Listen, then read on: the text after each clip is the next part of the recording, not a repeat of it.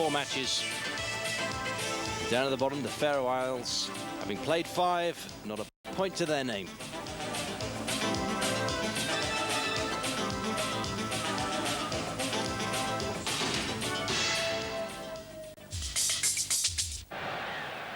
46,000 people, I beg your pardon, in the Nuremberg Stadium to see Germany take on Austria. A minute's silence for former Dutch national coach and Austrian Ernst Happel before the match.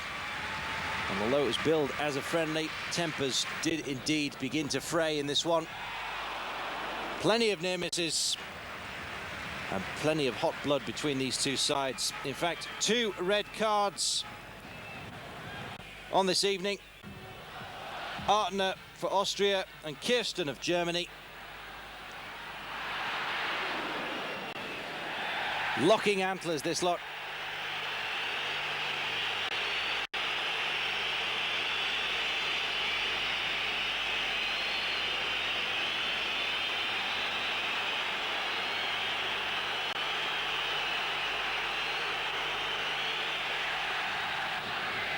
Plenty of chances too in this game, but it just wasn't to be.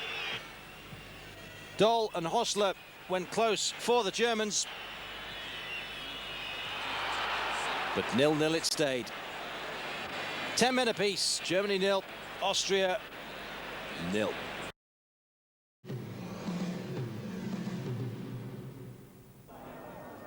Welcome back. Plenty of World Cup action of late. Cyprus taking on Romania in Group 4. The Romanian side showing just what they can do. Popescu, who plays for PSV Eindhoven, got things rolling after 4 minutes. Half an hour later, Raduciu made it 2-0 to the visitors. Peters pulled one back from the penalty spot.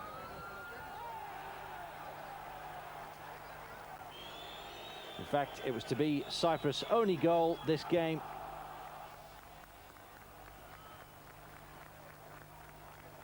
Two-one into the break.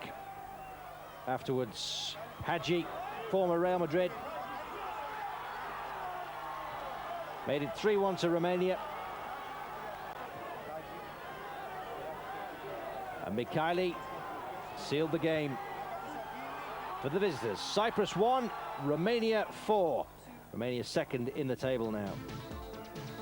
And in fact, there is the Group 4 table for you. Belgium with maximum points on top, looking certain for a place in the World Cup in America. Romania second with 7 points from 5 games. Wales in third place with 4 points from 4. At the bottom, the Faroe Islands.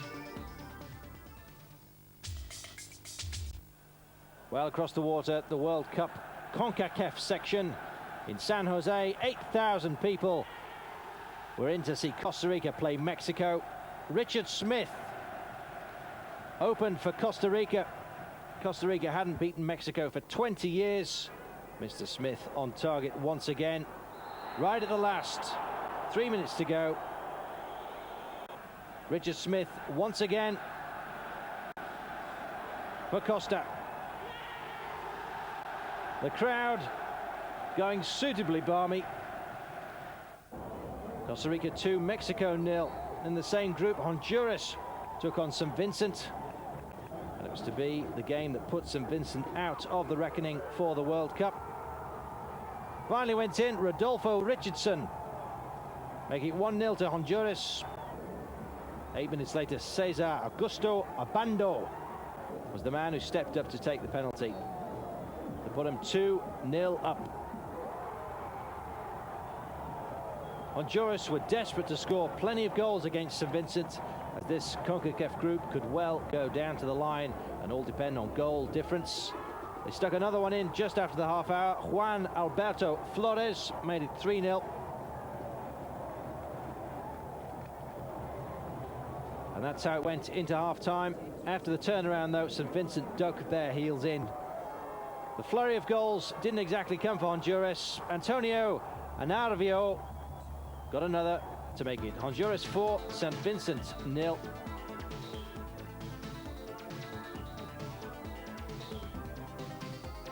And there, that's how Group A finished. Mexico on the top, 2 points ahead of Honduras. Costa Rica looking dodgy for them. St. Vincent surely out.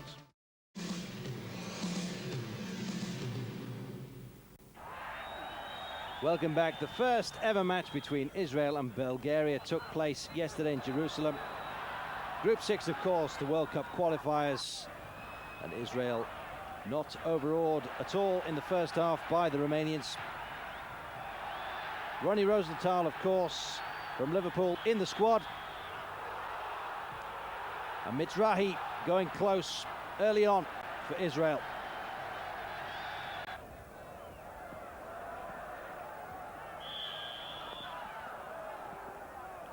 Well, it was a clean game. 15,000 turned out to see it. But in the second half, 66 minutes. Kirakov on the end of a pass from Stoichkov, the man from Barcelona, who made the team, the Bulgarian side, despite saying he couldn't make it after Sunday's game for Barcelona against Espanyol in the Spanish league. 1-0 ahead then, Bulgaria. Doing tremendously well, the Bulgarians in this Group 6. And indeed, Stoichkov involved once again for their second goal.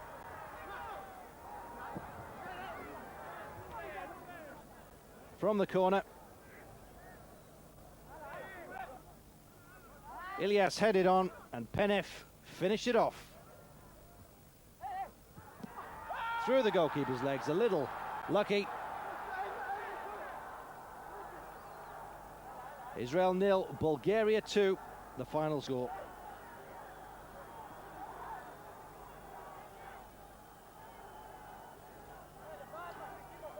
And you can just see how lucky that goal was.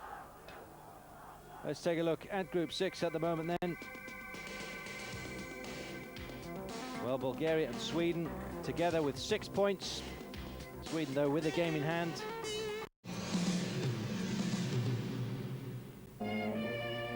Welcome back. The CONCACAF section of the World Cup. Mexico, an avalanche of goals against St. Vincent, the team from the Bahamas. Francisco Uribe, beginning after 5 minutes. Carlos Hermosillo with another on 14. Hermosillo once again after just 23 minutes. 7 minutes later, Marcelo Bernal made it 4-0. A break of just 8 minutes before Francisco Uribe made it 5 to Mexico, none to St. Vincent. Luis Alves there with a penalty, 6-0. Marcelino Bernal making it Mexico 7, St. Vincent 0. And then the hat-tricks began. Not surprisingly, with a scoreline like this. 71 minutes, Marcelino Bernal. His hat-trick, 8-0. Carlos Hermosillo. His hat-trick, 9-0.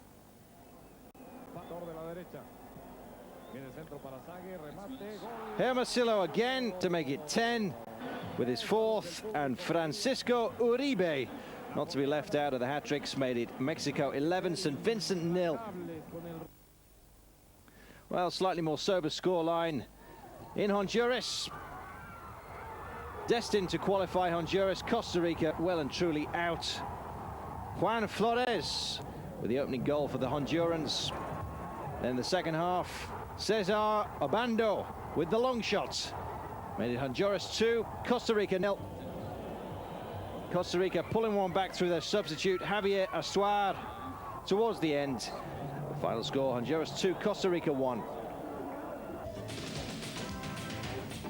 And there is the CONCACAF Zone Group A general ranking at the moment. Mexico and Honduras well and truly through to the next round. Costa Rica and St. Vincent, once again, the bridesmaids.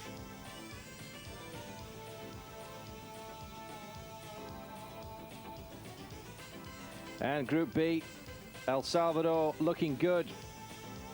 Canada, well, shaky start for them.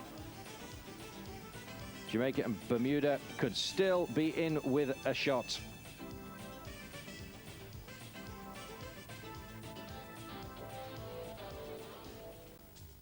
Left to play. In Group A of the CONCACAF World Cup qualifying section yesterday, Honduras were at home to Mexico, with both teams already assured of their places in the next phase of the competition. With the pressure off both teams, the crowd of 35,000 had little to cheer about during the goalless first half. But Honduras took the lead 4 minutes into the second. The goal coming from Nicolas Suazo. 1-0 then for Honduras at that point.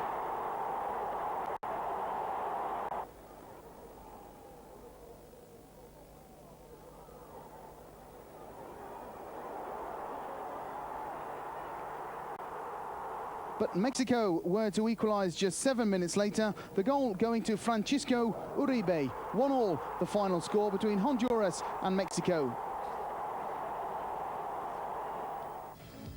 So Mexico now top the group, and they go through with Honduras to play the next qualifying phase alongside Canada and El Salvador, the two qualified teams from Group B. Those four all play each other in the next phase. The winner of that phase is sure of his place in the 1994 World Cup finals in the United States. We're going to take a short break now, but we'll be back with Formula One action. Stay with us on Eurosport News.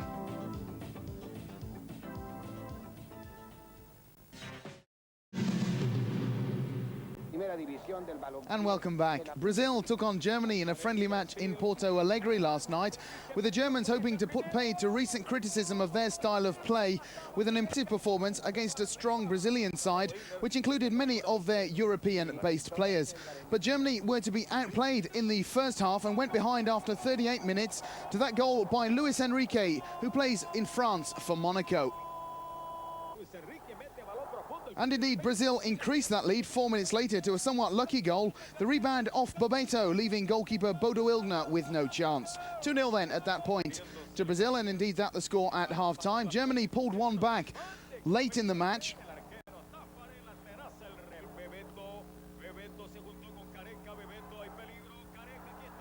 Despite further chances for Brazil. That one by Bebeto going close, and the goal for Germany coming after 84 minutes. Matthias Sammer finding himself alone. After an excellent through ball, he rounded Tafarel to make it 2-1. But Brazil rounded it off with a fine goal in the very last minute. A lob come shot from Jorginho from the right wing. 3-1 the final score. A good performance by Brazil, leaving German manager Berti Vogts to face criticism of the press once more. In the World Cup qualifying Group 3 last night, Spain were at home to Latvia, with the host needing a win to take over from the Republic of Ireland at the top of the group. And they certainly went about it the right way, although they had to wait until the second half before finding a way through the Latvian defence. The opening goal coming from Barcelona striker Baquero after 49 minutes. And just 2 minutes later, it was another Barcelona player making it 2-0, Guardiola with that curling shot.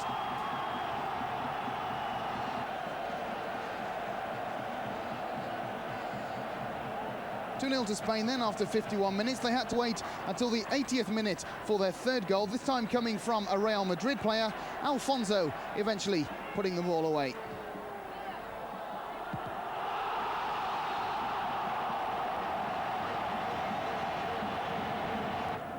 (3-0) then the score at that point. And Spain were to increase their lead further. 2 goals were to be scored in the space of 1 minute. Both of them coming from the same man. Begiristain of Barcelona making it 4-0 with that shot.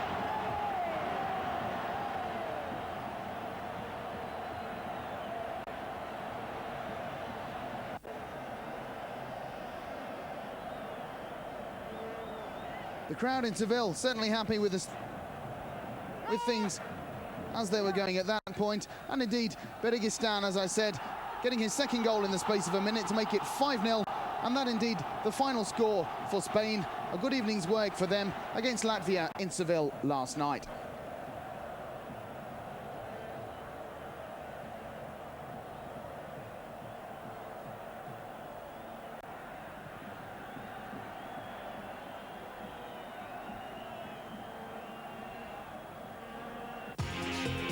So Spain now lead Group 3 with 7 points after 5 matches, which leaves them 1 point ahead of the Republic of Ireland, who still have a game in hand. A further point behind them come European champions Denmark and Lithuania, with Northern Ireland another point back in 5th. Still a long way to go, but the 2 qualifying places now look to be a battle between those top 3 teams, Spain, Ireland and Denmark.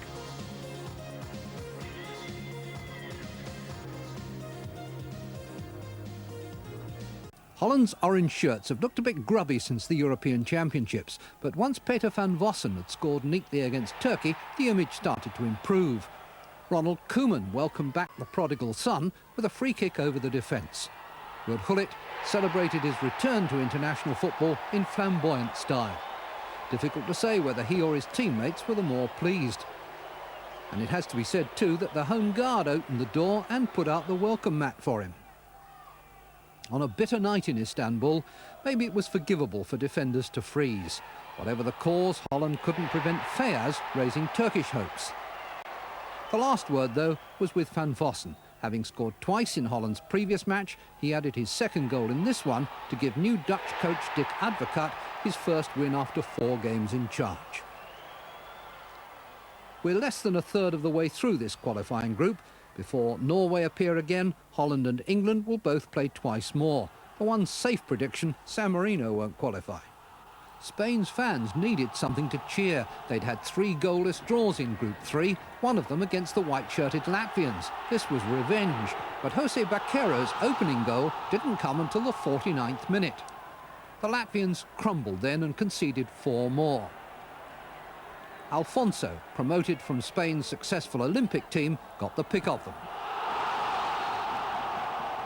Now Spain go above the Republic of Ireland in the table, but this is another complicated group with 7 teams involved and 3 of them yet to concede a goal.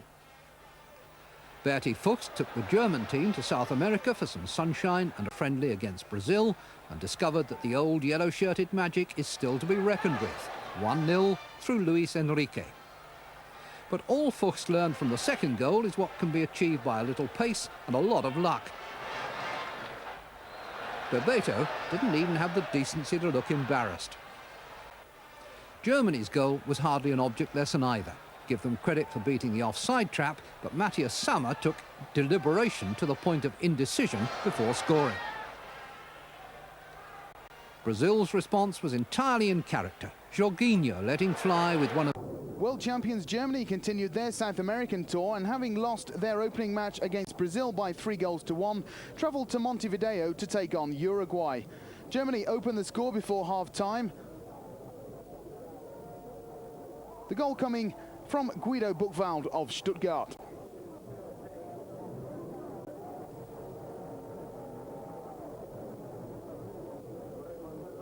Moving into the second half now, and Andreas Müller of Juventus found himself alone, rounded the keeper to make it 2-0.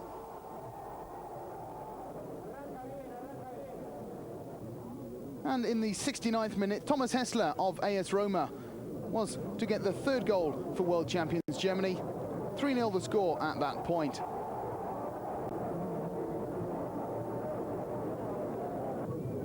Uruguay were having a bad time against the world champions.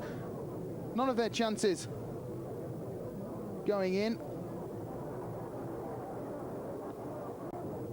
Bodo Illgner too good for that one. Jürgen Klinsmann was to make it 4-0 for Germany after 75 minutes. 4-1 the final score, with Uruguay scoring a late consolation goal. Join us after the break.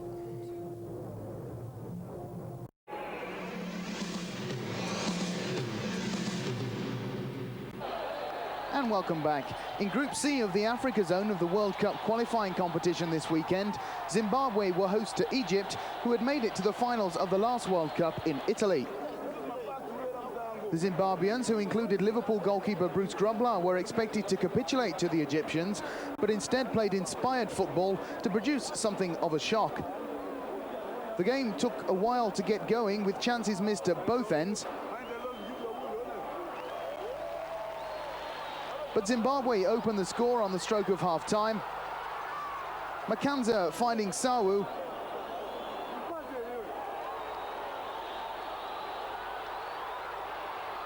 who in turn gave it to Pete Nodulu of English club Coventry City, who left Shobir with no chance. 1-0 for Zimbabwe.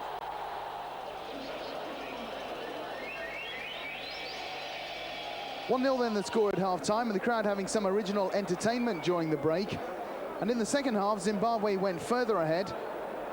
The cross by Benjamin Kunjera, and Sawu putting the ball away. 2-0 at that point for Zimbabwe. However, Egypt were to pull one goal back.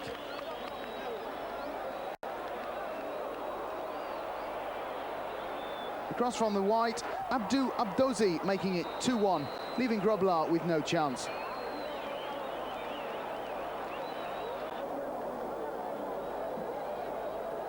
And Egypt had further chances to level the scores in the second half, but they were to go begging. 2-1 the final score. Zimbabwe are now second in their group behind Egypt. The group is made up by Angola and Togo. Meanwhile, in Group A in Accra, Ghana were at home to Algeria, who had played so well in the 1982 finals in Spain. And it was Ghana who opened the score after 27 minutes. Prince Opuko Polly getting the goal. He still plays for FC Twente in Holland. 1-0 then for Ghana at half-time. شوف الحيلة نتاع المهاجم مسجل هدف كيف دفع شريف الوزاني. The African commentator also enjoying the game, and just before the end of the match he would have been happy to see Ghana go further ahead. Ayo Kawami making it 2-0. That the final score. Ghana going well in their World Cup qualifying group. And in Group F, Tunisia played host to Morocco in front of 50,000 spectators in Tunis. This was a tight North African derby, with Tunisia first off the mark a minute before half-time. Ruisi getting the goal. But Morocco were to equalise in the 85th minute. Nejib levelling the scores. 1-1 the final score between Tunisia and Morocco, and things still very tight in Group F.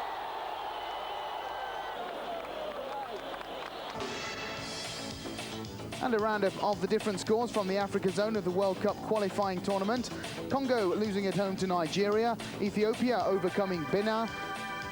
Gabon 3-2 winners over Senegal. Tanzania 2-0 winners over Namibia. And Guinea coming over 4-0 against Kenya. Still a long way to go though in the Africa zone of the World Cup qualifying section.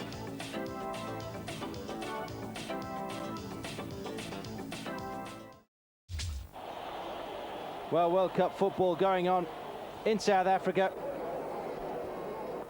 South Africa almost out of contention after drawing 0-0 here with Nigeria. Before the match, the Nigerian coach, Clemens Vesterhoff, said he expected his team to cruise to victory with between 2 and 6 goals. This one, though, well, everyone thought it was a goal, but it was given as offside.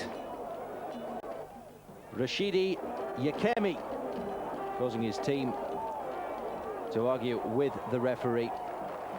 No red cards, no yellow cards either, and no goals either.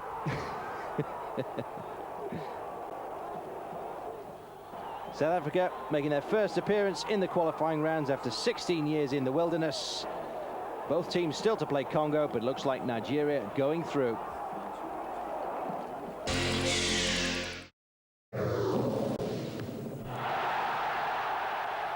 In Johannesburg, South Africa warm up before their African Group D World Cup qualifier against Nigeria.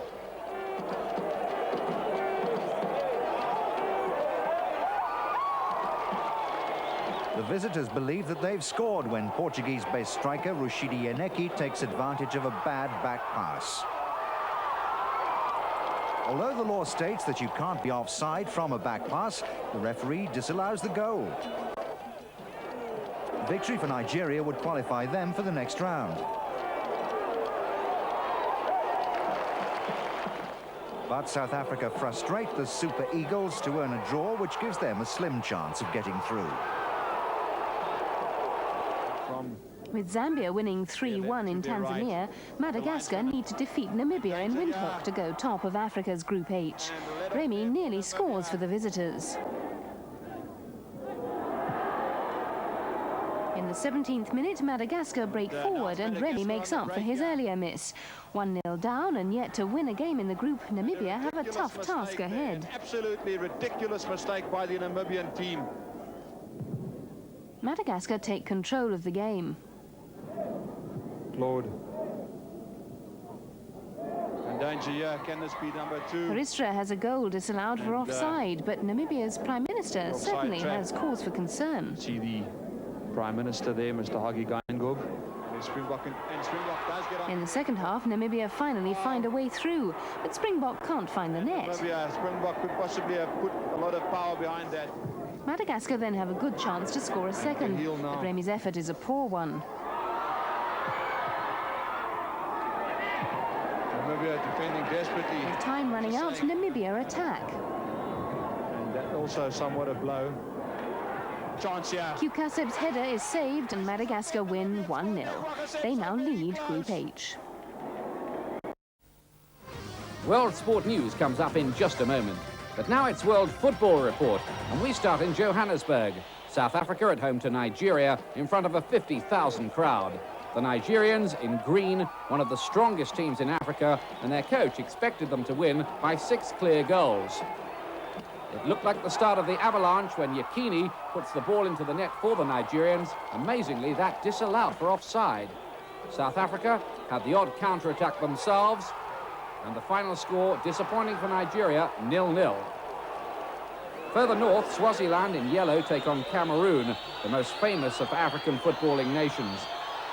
The temperature here, a blistering 40 degrees centigrade, playing not easy, and in a physical match, Swaziland defended strongly, their goalkeeper bravely diving at the feet of the Cameroon forwards.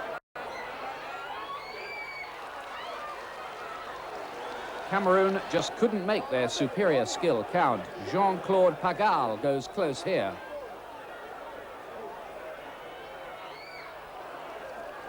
Swaziland almost snatched a winner in the dying minutes when substitute Tito Mabuza had an arcing header tipped over the bar. It ended 0-0, but Cameroon need only a draw at home to Zaire to qualify for the next phase.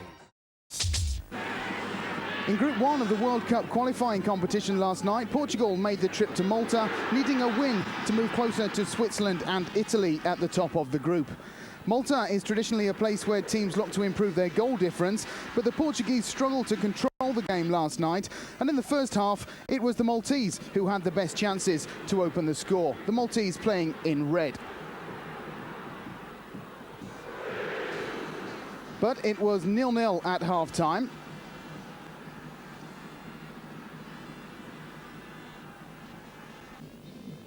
And in the second half, it was the visitors who were to be first off the mark. The goal coming after 58 minutes from a free kick by Rui Aguas.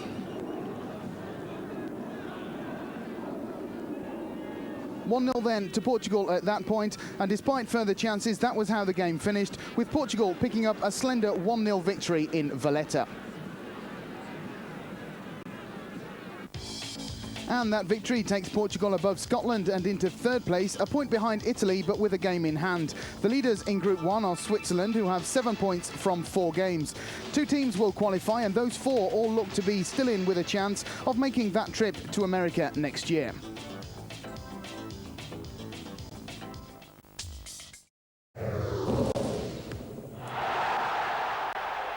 In soccer, Zimbabwe in yellow play Angola in a Group C African World Cup qualifier in Harare. The home team take the lead through Sawu in front of 55,000 supporters. It's a great goal from Ajin Sawu in the first half. However, the visitors equalised just seconds before half-time with a goal from Neto. And that is a goal. John Perry. But Zimbabwe take a vital victory as Peter Ndlovu makes it 2-1. Zimbabwe remain top of Group C and meet Egypt later this month to decide who will move into the second qualifying round. In Rabat, home team Morocco in green face Benin in qualifying Group F. Chaouch gives Morocco the lead after only 3 minutes.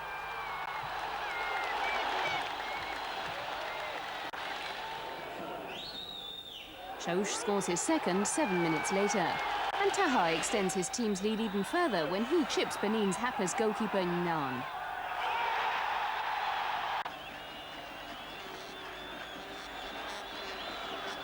As the Moroccans are awarded a penalty 5 minutes into the second half, Abrami makes it 4. And the rout is completed with a fifth from Meziane. Morocco now lead Group F by a point from Tunisia.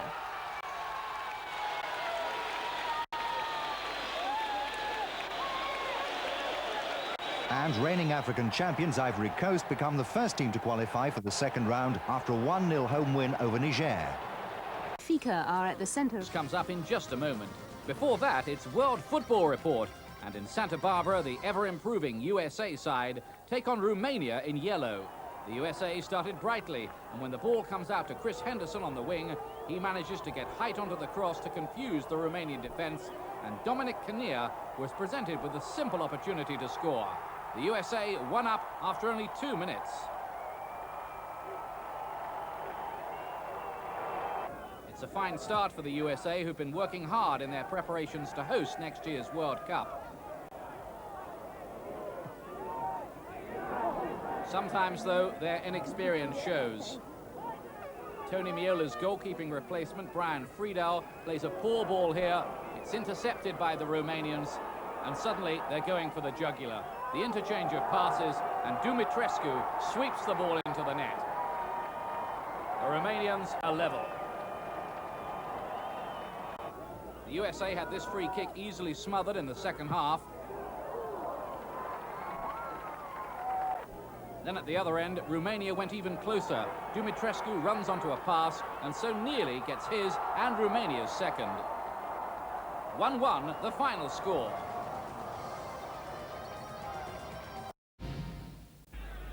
And welcome back. In Group 3 of the World Cup qualifying competition yesterday, Northern Ireland travelled to Albania looking for a win to improve their position in a group led by Spain.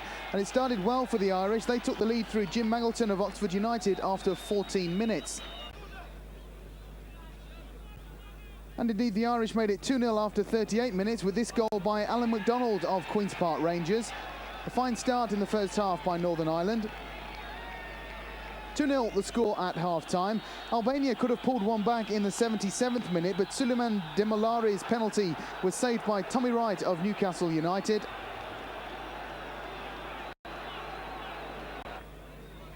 And although Albania pulled one back through Rakli in the very last minute, the afternoon was to belong to Northern Ireland, taking home 2 very useful points.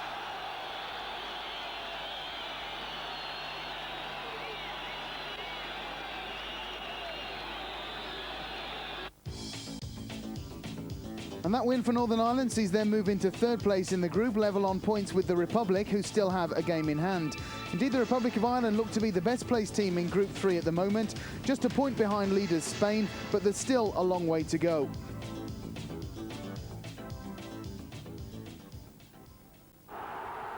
In Group 5 last night, Greece were at home to Luxembourg, the Greeks looking to comfort their position as group leaders.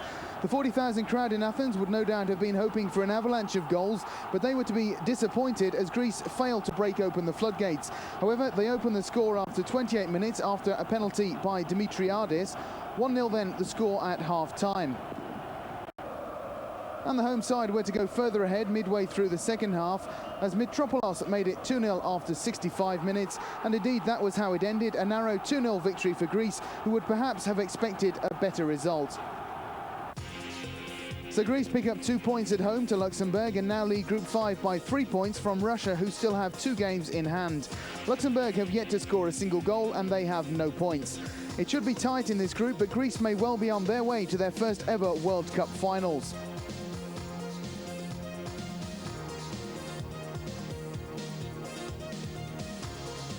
In Group 1, Scotland had a well-deserved 3-0 win at home to Malta, 2 goals coming from Ali McCoist and the third from Pat Nevin. The Scots are now third in the group, level on points with Italy, who have a game in hand, and 3 points behind the leaders Switzerland.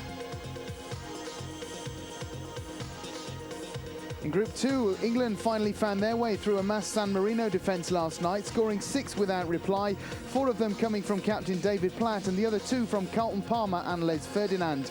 England are now second, 2 points behind Norway with a game in hand. The threat to those two is sure to come from Holland and Poland. And finally, in Group 6, the leaders are now France, who had an impressive 4-0 win in Israel and are now one of 3 teams on 6 points, the others being Sweden and Bulgaria. Again, this looks to be a tight group with only anyone from three, capable of making that trip to America. Expectation was high. It showed and at times blurred the vision. But when choosing David Platt as his new captain, Graham Taylor put him right up front and told him to go for goals. So when John Barnes delivered, Platt didn't disappoint. But no one thought he would take it quite so literally, or enjoy it quite so much. He rose to the occasion once, he was to do it again. Just. It was an uphill struggle in the second half, and the captain's hat-trick was proving elusive. But a few minutes more, and Les Ferdinand helped a supercross from Tony Dorigo into the penalty area, and a long-awaited third goal was on the score sheet. Carlton Palmer then flew horizontally to hit the San Marinese for a 4th. Platt then made it 4 of his own, the easiest yet to conclude a memorable night for him. It was all wrapped up by Les Ferdinand 4 minutes from the whistle, a well-deserved debut goal, and San Marino had truly been hit for 6. John Desborough, Sky News. The objective was to frustrate Scotland, but prolific scorer Ali McCoist had Scotland on the way to victory as early as the 15th minute. Scotland were without a win in Group 1. The arrival of McCoist in the right place to stroke home the second goal of the game after 67 minutes suggested that that run was coming to an end. The long-awaited victory was in the bag when Pat Nevin added the third. Barnes heads on, man at the far post, and it's there!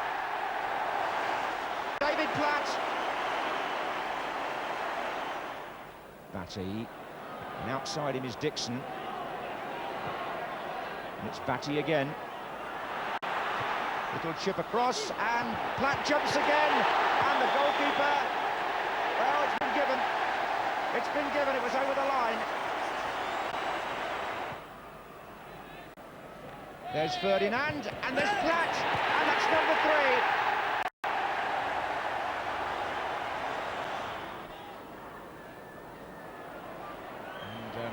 Massimo Bernini really gave that away, the most experienced player, and this is Ferdinand, and Palmer's coming in! 4!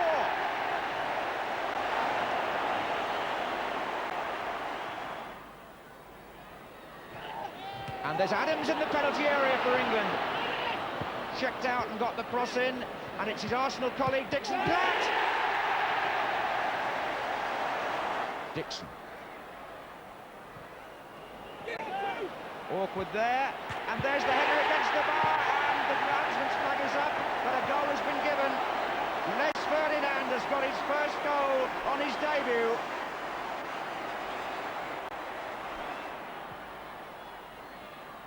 Batty, oh, Dorigo's gone again, and the referee takes a look at that and gives a penalty. Manzaroli came in behind him, and a penalty to England, and the penalty taker nominated before the game was the captain David Platt at the very end of the 90 minutes. Oh, he saved it! Well, that one would have helped. The 6-0 scoreline was okay. It's going to be very tight indeed for the 2 qualifying places, and Wednesday was the night to really boost the goal average, and in that respect, as you look at that table, Alan, England will certainly regret they didn't achieve more. Yeah, they'll be disappointed, and frankly, you can see why Norway scored 10 goals against San Marino. You know, England got the first goal early, and you were expecting an avalanche of goals, and what they will be more disappointed about was the final ball into the box. Knocked forward by Lafela. Now McStay has it, and McCoist, who very quickly spotted that Pat Nevin had space, and Nevin controlled it magnificently. Gets around Vela. It's loose in the penalty area. McCoist has scored!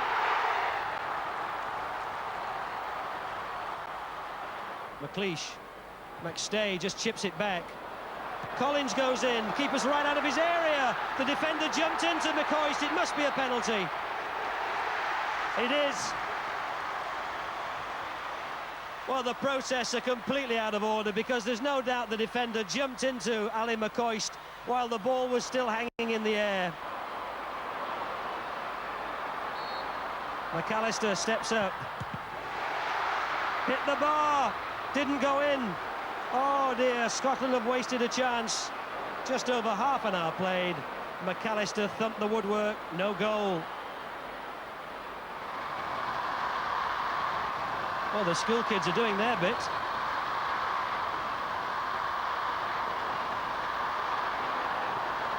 Well spotted. Here's Jess. He's taken it well. Jess with a chance. It'll be in. McCoist.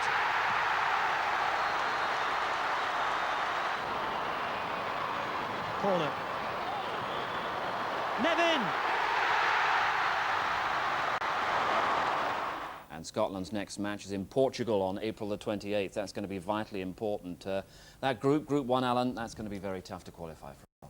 It is, and it was good to see Scotland getting a much-needed victory, but the two games that they've got to get results in are that one, 28th April, Portugal away, and when they go to Italy. I think that if they don't get results there, then they'll be up against it. First cap on Wednesday for Ian Jess. Eric Cantona was quick to underline what Manchester United had been missing in their cup defeat last weekend. His handsome volley got the French ball rolling. Defender Laurent Blanc helped it on its way with 2 second-half goals that helped the French back to the head of their qualifying group. There seems to be no hangover from their European Championship failure. Alain Roche cannoned a long-distance fourth beyond the former Rangers keeper Bonnie Ginsberg.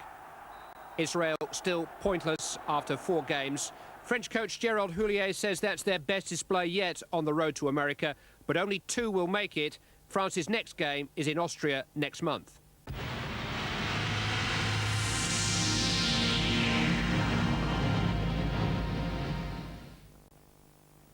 Well, welcome to Eurosport News. In Group 1 of the World Cup qualifying competition last night, Portugal were at home to Italy, the two sides 5th and 3rd respectively, in a group which was led by Switzerland with Scotland in 2nd. The Italians had made no secret of the fact that they would be happy to come away from Lisbon with a point, so they must have been pleased with their start. Roberto Baggio of Juventus making it 1-0 after just 2 minutes.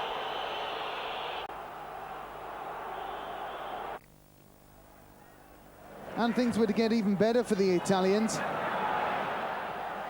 A through ball for Pierluigi Casiraghi, also of Juventus. He makes it 2-0 after 24 minutes, and that indeed the score at half-time.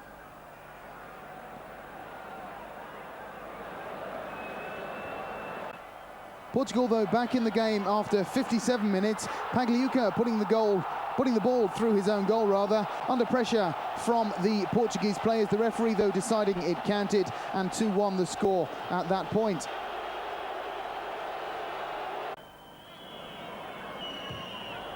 But Italy kept coming forward. They weren't content to be leading 2-1. And after 74 minutes, they were to make it 3-1. The ball wide for Dino Baggio of Juventus, making it a good evening for the Turin club. A fine right-footed shot. 3-1 the final score for Italy in Portugal last night. The men in blue certainly happy about that.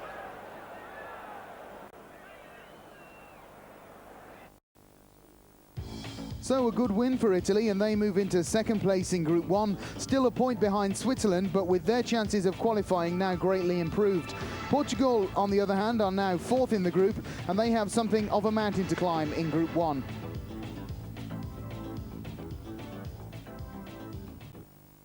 Group 2 also saw a match last night, with the Netherlands playing host to Turkey in Utrecht. The Dutch needing a win to join England in 2nd place behind Norway. And the home side got off to a fine start. A wide ball on the left after 5 minutes to Wim Jonk of Ajax.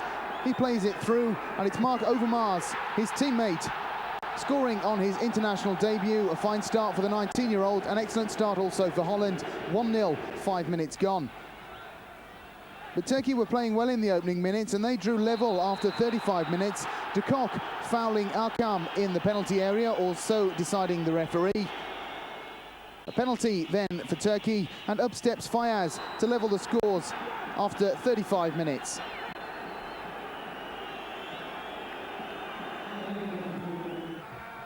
Well, that pushed the Dutch into something of a reaction. Indeed, it came only 1 minute later. Dennis Bergkamp working well outside the area, playing through to Rob Witschka of Feyenoord, chipping the goalkeeper, and 2-1 the score for Holland at half-time.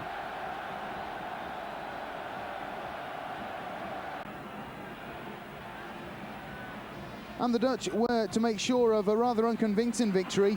After 53 minutes, the cross from Jan Wouters on the right. Again, Rob Witschka with the header. 3-1, the final score in Utrecht last night for Holland over Turkey in Group 2. And that victory for Holland takes them into third place, level on points with England, who have a better goal difference. But England have only played at home so far in the competition. The group leaders are Norway, but any one of those top four, including Poland, could make those two qualifying places for the United States. Final match played last night was in Group 3, where Spain were at home to Lithuania. Spain leading by a point from the Republic of Ireland before this match. They got off to a fine start after 5 minutes. Cristobal Paralo of Oviedo making it 1-0. And just 8 minutes later, the Spaniards were to go further ahead. Jose Baquero of Barcelona unmarked in the middle of the area. 2-0 for Spain.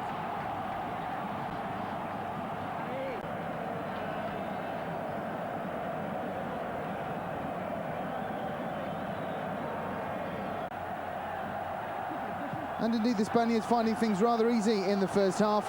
After 18 minutes, Aitor Begiristain of Barcelona was to make it 3-0, and that the score at half-time. Spain having a pleasant evening, it must be said, in Seville last night. Lithuania not enjoying it at this point. And things were to go from bad to worse for Lithuania. 86 minutes had gone when Thomas Christensen of Barcelona made it 4-0 for Spain.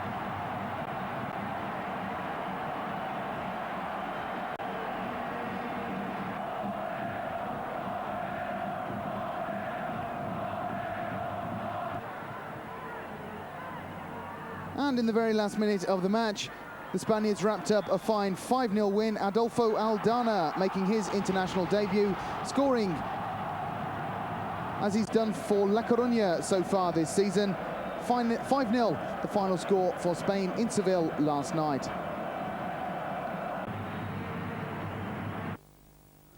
So a useful win for Spain, and they now have a 3-point lead over the Republic of Ireland, who, it must be noted, have 2 games in hand. Behind those two come Northern Ireland, level on points with the Republic, 1 point ahead of European champions Denmark. Again, anyone from 4 could qualify.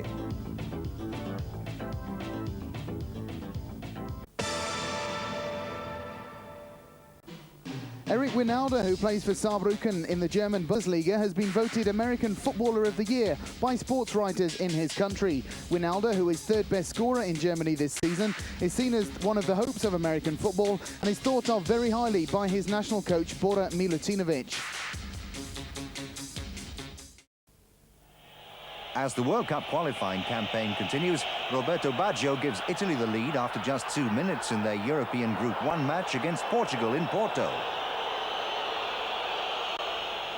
And they make it 2-0 in the 25th minute when Casiraghi latches onto Albertini's pass. Portugal pull 1 goal back through Couto, despite Italian protests over the challenge on the goalkeeper.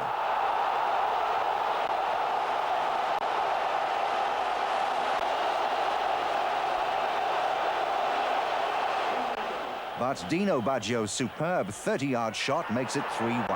And Italy are now a point behind group leaders Switzerland. In Utrecht, Holland in orange play Turkey in Group 2.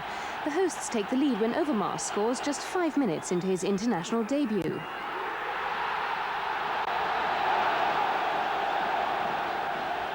But the unfancied Turks are awarded a penalty in the 37th minute.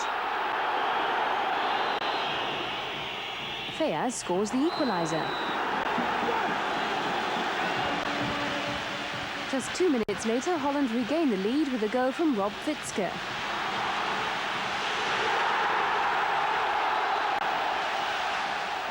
And in the second half, Witske completes the scoring with his second of the game. Holland win 3-1, but are still third in the group behind Norway and England.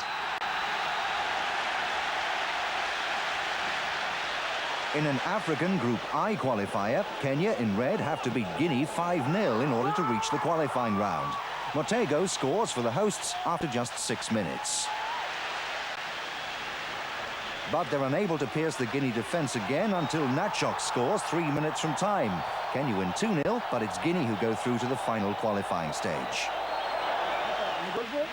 In Cairo, Zimbabwe in yellow play Egypt in a decisive African Group C qualifier. Sawa stuns the crowd of 120,000 when he gives the visitors the lead after just 5 minutes.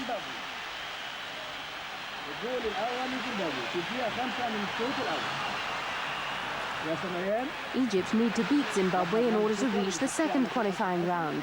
They narrowly avoid a killer blow when Shabir recovers well to save at Peter and Lovu's feet.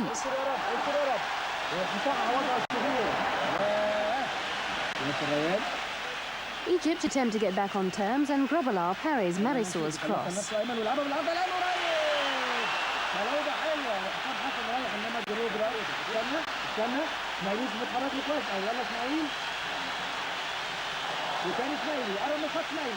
They're offered a lifeline when Fauzi Gamal is brought down for a penalty.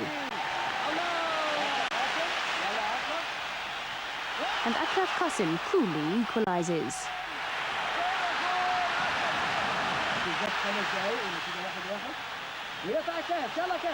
Spurred on by fervent support, Egypt launch into attack.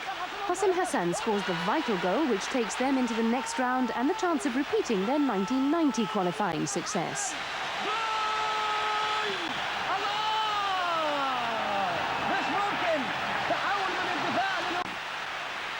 In Mar del Plata, Argentina's Cravioto scores an own goal to give Denmark the lead in the Copa Artemio Franchi, played between the champions of South America and Europe. But a beautifully executed move involving Sevilla teammates Maradona and Simeone is rounded off by Caniggia for the equaliser.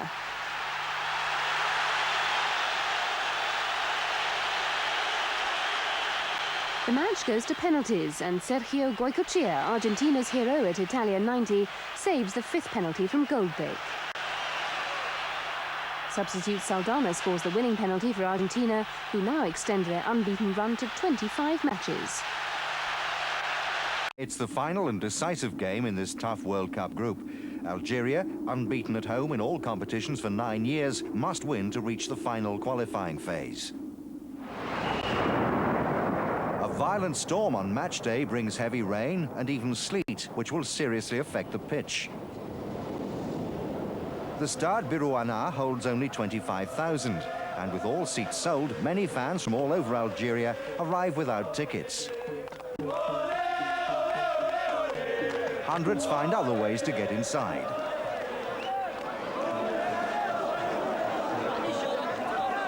A special Algerian atmosphere awaits all.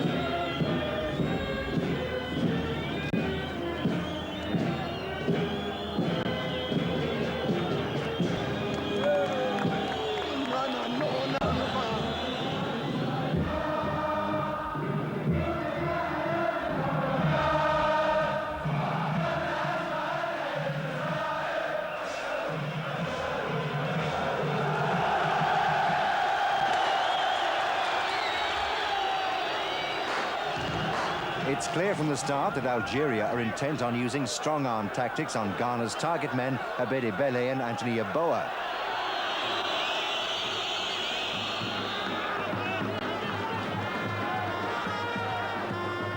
But it's Algeria's inspirational midfielder, Mefta, who creates the first chance.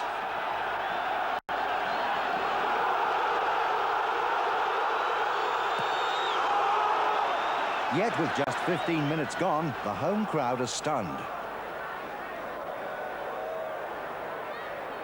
The stadium is silent as Charles Akonor, who plays in the Bundesliga for Fortuna Köln, draws first blood for Ghana.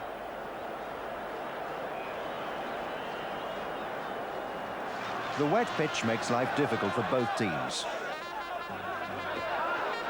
The Algerians adapt better, and Tasfau twice comes close to gaining an equaliser.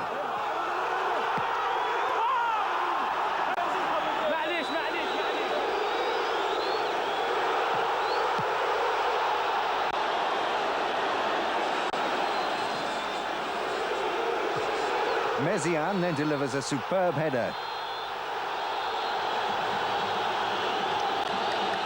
Only for referee Lim Ki-chong to rule another player offside. It's half-time. Ghana still lead and they only need to draw to reach the next qualifying phase. The young Algerians have different ideas.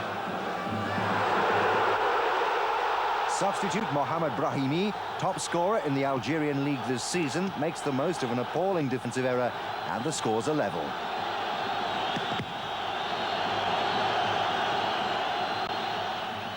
Ghana elect to defend and hang on, and with just 7 minutes to go, are made to pay the penalty. It's Brahimi again.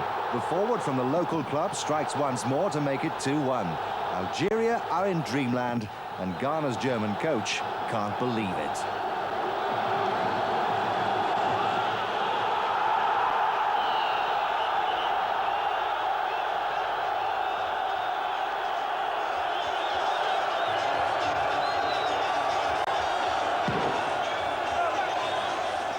Victory makes front-page news all over the country as Algeria join Egypt, Guinea, Zambia, Nigeria, Senegal, Ivory Coast, Morocco and Cameroon in the final stages of qualifying.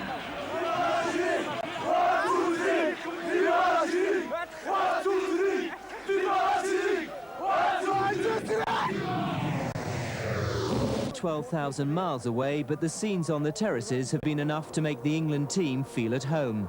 The decision to bring the very best young players out here is beginning to pay off. Against the United States, England in red improved as the game went on. Still on that one, what a drive! Some shot from Alan Thompson. Although there have been some chances coming his way, Tottenham's Nick Barmby has yet to score a goal in the tournament. The United States haven't been the pushovers some suspected, an omen for the Senior World Cup perhaps, but England were always the more skilled. Touched by Pollock, and the return from Barmby. Pollock, what a shot and a great save! The goal eventually came in the second half. Now the chance to goal! Buck Williams. The Sheffield Wednesday player's goal was the difference between the two sides, England beating the United States by 1-0. But to be sure of qualifying, England still needed to beat Turkey, one of the most powerful youth teams in the world. They got just the start they wanted, the throw-in again the platform. Much talk about it, and there's the goal again! England, and have a guess who? Julian Georgian. The England manager, David Burnside, is confident this team can go on to win the tournament. He's been in charge of this side for a long time, and he'd be very happy indeed because it was Watson. But the Turks weren't out of it. As the game went on, they laid siege to the England goal. In it comes. The little nod on in the shot. It was a good shot on the turn. And just before the final whistle, they were presented with the perfect opportunity. Penalty. He's won the penalty. That'll please the Turkish supporters. Can they finish with a bang? They don't! One of the, well, worst penalties you could see in an international. Not only were Turkey out, England were assured the top place in their group, which means they'll stay here in Melbourne for the quarter-final. There are enough expatriates in the city to ensure that Sunday's match against Mexico will again be like playing at home. FA Cup and League football is shown on the television here at least twice a week. The game's fast catching on with Australian audiences, and this World Championship is adding to the momentum every day.